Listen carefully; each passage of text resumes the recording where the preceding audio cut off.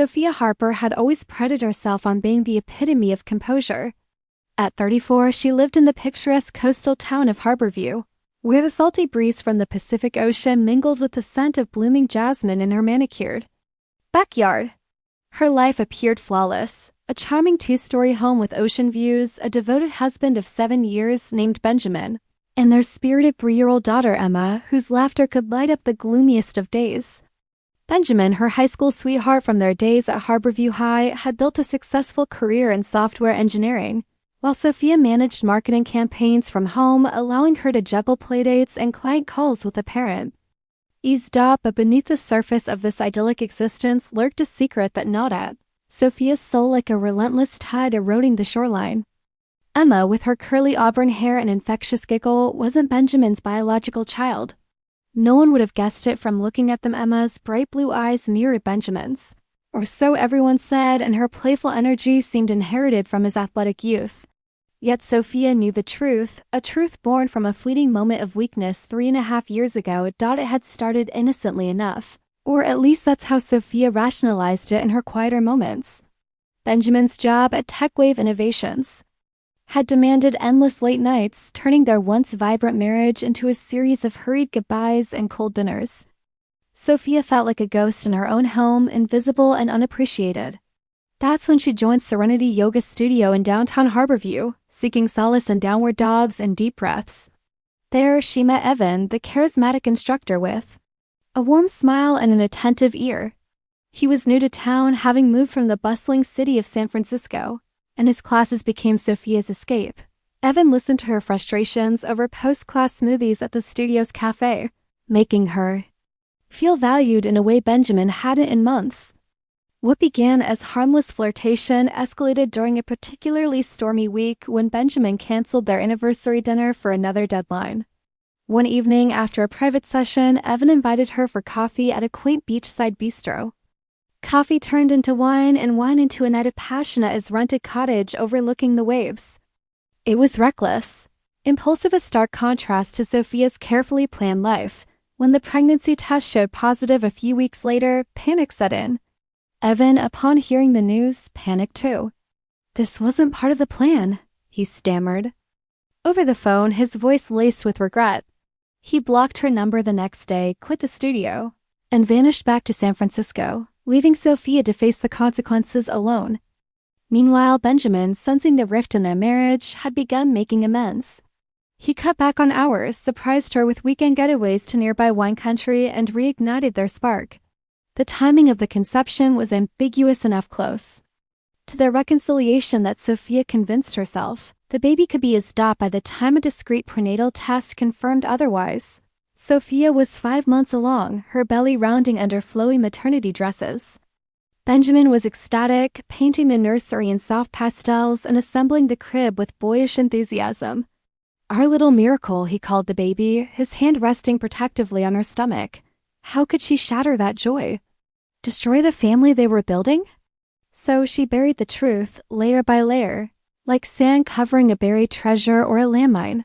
The first 3 years of Emma's life were a delicate dance of deception. Sophia watched Benjamin transform into the ideal father, waking at dawn for bottle feedings, reading bedtime stories with animated voices, and cheering at her first wobbly steps in their sunlit living room. Emma adored him, toddling after him with chubby arms outstretched, calling Dada in her sweet, lisping voice. They shared matching freckles across their noses, a coincidence that fueled family jokes at holiday gatherings. "She's got your spirit," Ben, his mother, would say during visits from their inland hometown of Riverdale. But Sophia saw the echoes of Evan in Emma's features, the subtle curve of her chin, the way her eyes crinkled when she laughed. Each milestone amplified the guilt. Emma's first birthday party in the backyard with balloons bobbing in the ocean breeze. Her preschool enrollment at Harborview Little's Academy. The family vacations to the redwood forests up north. Sophia overcompensated furiously, baking Benjamin's favorite chocolate chip muffins every Sunday, initiating intimate evenings under the stars on their deck, and planning surprise picnics at Cliffside Park. Yet the wall of lies grew taller. Benjamin noticed her restlessness. "Everything okay, Soph?" he'd ask, his brow furrowing as they sipped coffee in the kitchen. She'd smile, deflecting with a kiss. Her best friend, Elisa, a graphic designer who lived across town, urged secrecy. What good would spilling it do now? You'd blow up your perfect life for nothing. Sophia's mother, Evelyn, visiting from Riverton, echoed the sentiment. You're a good mom, dear. Don't be selfish, think of Emma. But the dreams haunted her, nightmares of a hospital emergency where blood types mismatched, or a casual ancestry kit revealing the truth at a family reunion. In one recurring vision, Benjamin stared at her with betrayal etching deep lines into his face, whispering, monster. The knot in her stomach twisted tighter during everyday moments, like when Benjamin's father boasted at a barbecue about Emma inheriting the family athleticism, or when relatives compared baby photos, insisting she was Benjamin's mini-me. Lately the facade cracked. At Emma's third birthday bash in their garden, surrounded by laughing children and the scent of grilled burgers, Benjamin's sister gushed, "She looks exactly like Ben at that age."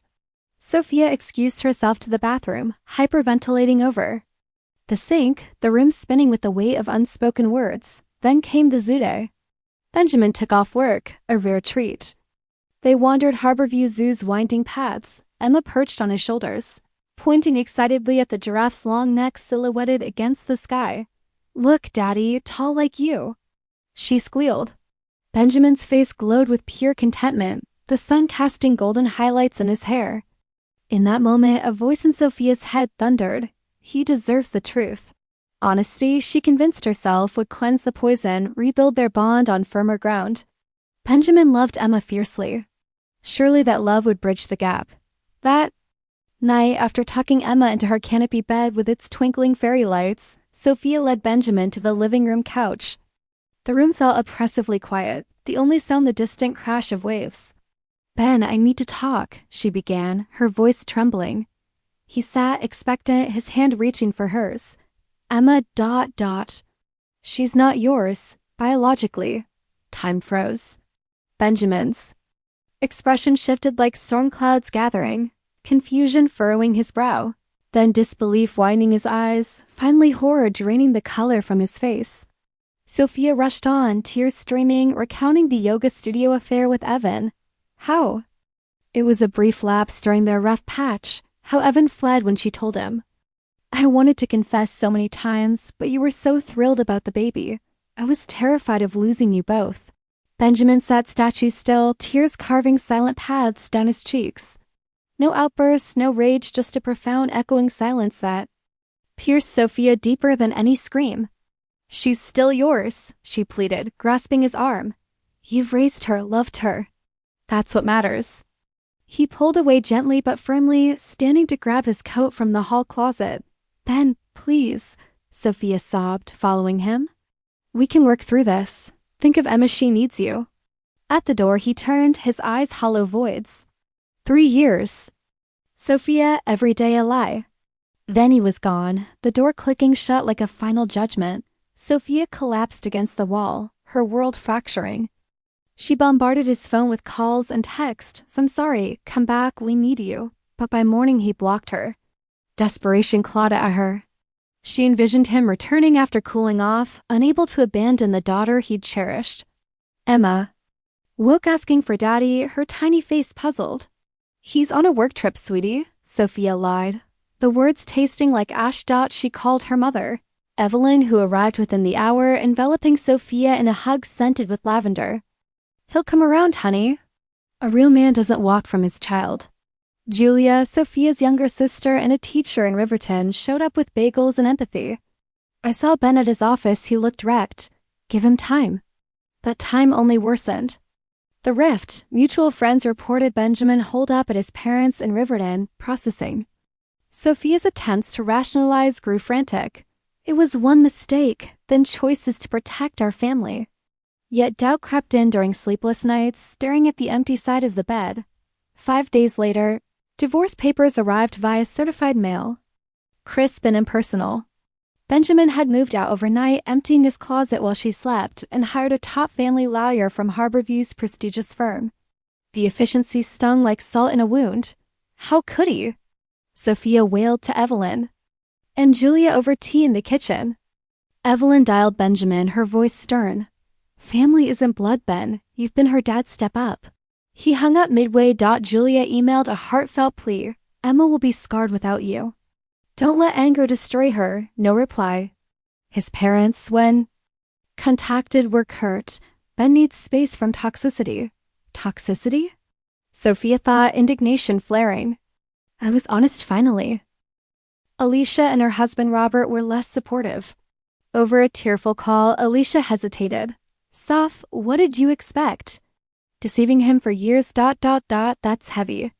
Sophia ended the call abruptly, feeling betrayed anew. Emma's questions intensified. Where, Daddy? Tantrums erupted, her small fists pounding the floor. Sophia borrowed a neighbor's phone to reach Benjamin. Why abandon her? She's innocent. His response was measured, not without my lawyer. Then a bombshell. I knew already. From the blood screening during her tonsil surgery months ago.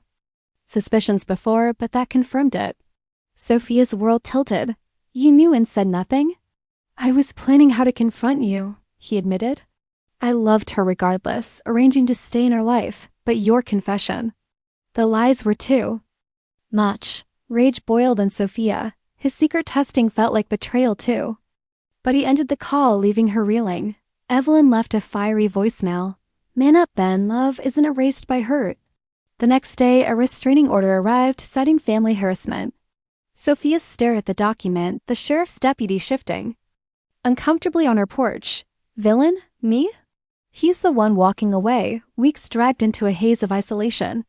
Sophia cornered Benjamin at their old haunt, Seaside Cafe, after prying a schedule from a sympathetic coworker.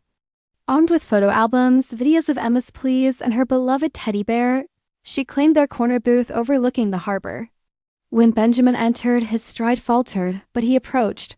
10 minutes? He stated, remaining standing.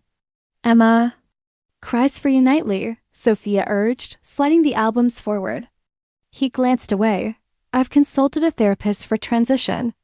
Lawyers set visitations. Visitations? You're her dad. Not biologically, you clarified that. Apologies tumbled out. Counseling, transparency, love. He sat finally, eyes distant. I'm not angry, just done. I love Emma, but she reminds me of your deceit. Staying means tied to you for years, I can't. Punishing her? Supporting financially, visiting consistently. Not abandoning.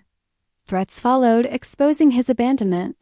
He revealed everyone knows the paternity, the years of manipulation. Friend's silence made sense now. Even college pal Mia ghosted her. Benjamin listed missed confession opportunities. Pre-marriage, pregnancy decision, birth certificate. Surgery, each jab landed like a blow. Did you love me?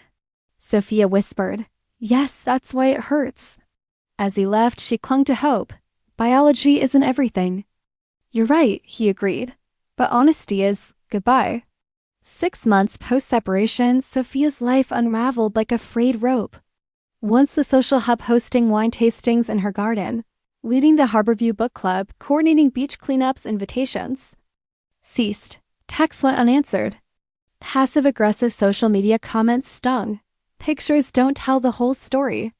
At Emma's preschool, whispers followed Sophia during drop-offs. One mother queried faux sweetly, is Benjamin still involved? Julia distanced herself. Therapy might help understand your choices. Evelyn questioned too. Why not confess sooner? Work suffered. A promotion at Coastal Marketing slipped away amid emotional lapses. Benjamin thrived per his LinkedIn updates. The yoga studio became untenable. Evan had returned, connecting with Benjamin somehow. Pitying glances prompted cancellation. The house sold per prenup. Sophia moved to a cramped apartment in Harborview's older district, reeking of mildew and distant sea salt. Rent strained her budget, preschool fees loomed. Emma's weekends with Benjamin returned her buzzing. Daddy's new house has a puppy. We baked with Miss Isabella. Isabella, Benjamin's new girlfriend, a compassionate therapist who volunteered at animal rescues, seemed perfect.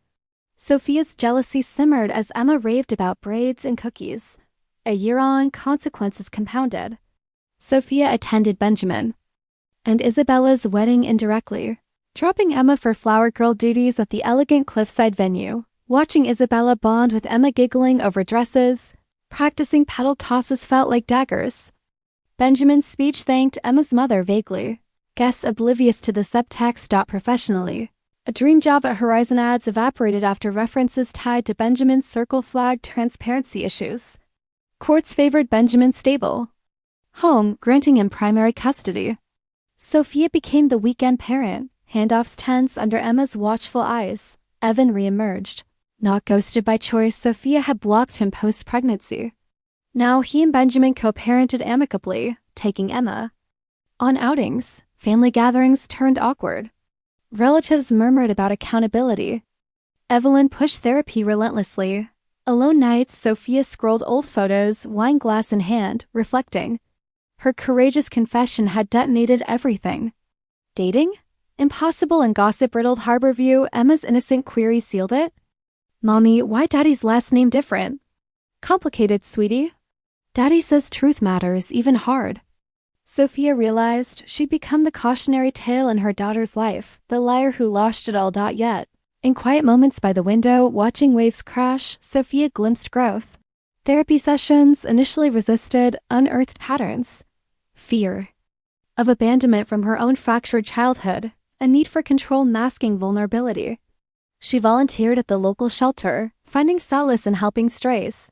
Nearing her own lost path, reconciliation with Julia came slowly over coffee. I messed up, sis. But I'm trying.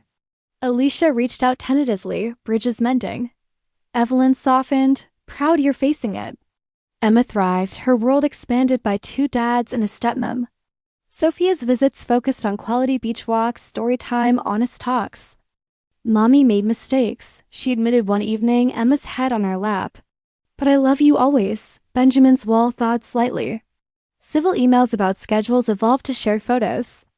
No romance rekindled, but co-parenting respect bloomed. 2 years post-confession, Sophia stood on her apartment balcony, wind howling. Her hair, the secret's weight lifted, replaced by hard-won wisdom.